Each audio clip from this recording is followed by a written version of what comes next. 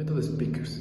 El método Speakers básicamente es un protocolo que los médicos seguimos para poder utilizar las malas noticias y poder comunicar al paciente sobre estas, las cuales son 6 etapas. La primera, la primera etapa es la entrevista. Es para conocer al paciente, para entender al paciente.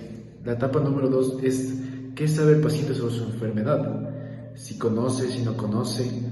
Intentar indagar ahí, podría decirse.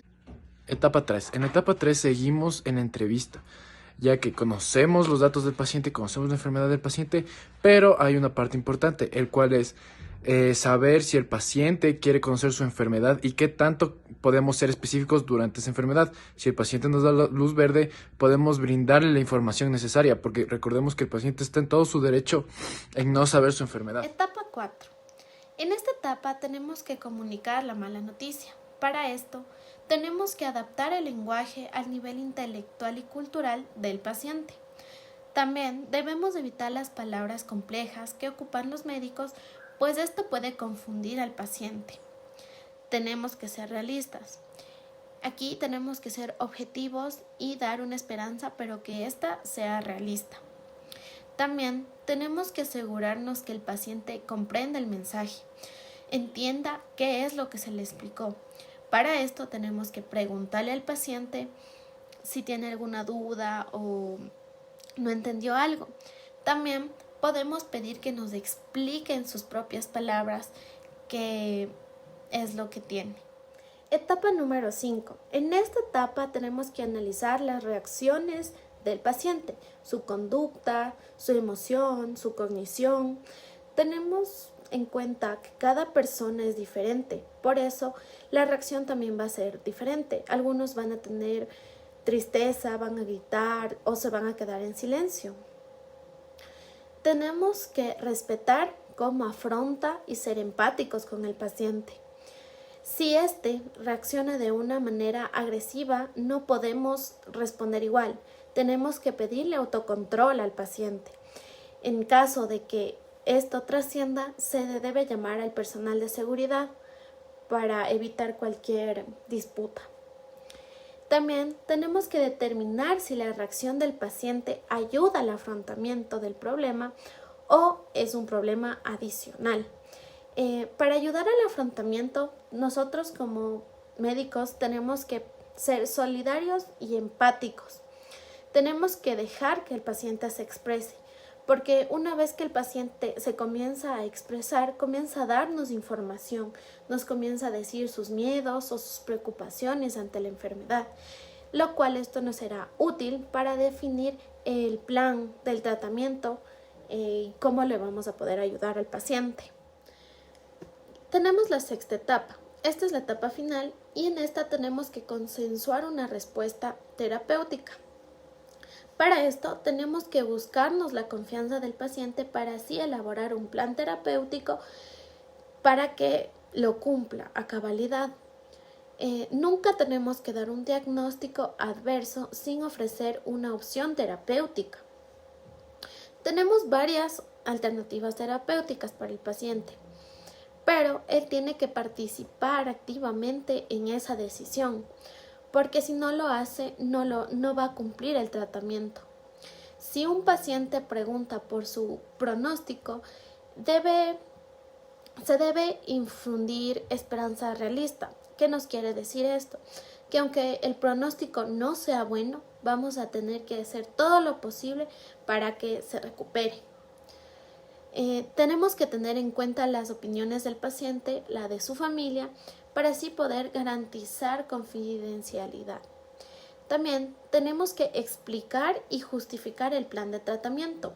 ¿Cómo hacemos esto? Con pruebas, le indicamos al paciente los efectos adversos, entre otros. Para finalizar, tenemos que aclarar dudas y acordar una fecha para la próxima cita. ¿Por qué?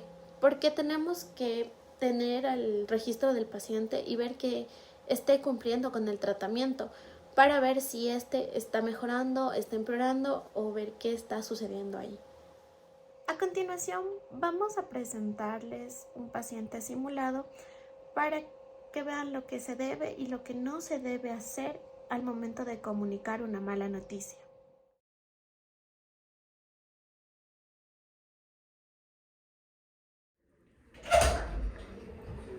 Buenos días, buenos días. Buenos días. Erika, ¿no es cierto? Sí, doctor. ¿Cómo estás, Erika? ¿Cómo te encuentras? Normal, doctor. ¿Y cómo te sientes con los síntomas que me habías dicho? Aún me siento mal, no puedo respirar, al dormir me ahogo, me siento muy cansada, boto todavía sangre por la boca. Lo lamento mucho. Primeramente, ¿quieres que te acompañe un familiar? ¿O así No. estás bien? Así estoy bien, doctor. Ya nos llegaron tus análisis, Erika. ¿Quisieras que sea detallista con ellos? Sí, doctor, por favor. Ok. Lo que pensamos antes que era un quiste, en realidad es algo mucho más grave, ¿sí? En realidad es un tumor en el pulmón derecho. Pero Erika, respira, Erika, respira. Respira. Estamos aquí para apoyarte y que puedas superar este proceso juntos, ¿sí? Respira, respira. Tienes que ser fuerte en estos momentos, ¿sí? En estos momentos es clave que seas fuerte. Porfa, ¿sí? Respira. Respira, ¿sí? Tienes que ser fuerte. ¿Necesitas un vaso de agua? Respira, respira. Tranquila, necesitas ser fuerte en estos momentos. No estás sola. No estás sola. Estamos aquí para apoyarte. Respira.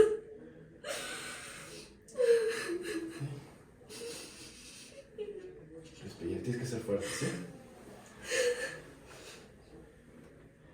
El lado positivo es que lo descubrimos en su forma primaria, en su etapa temprana, lo cual tenemos una serie de tratamientos que podemos utilizar, ya como puede ser quirúrgico, radiológico, ¿sí?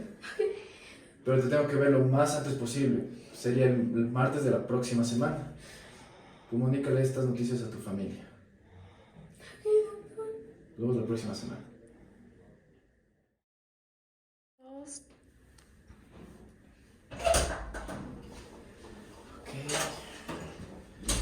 ¿Qué tenemos por aquí?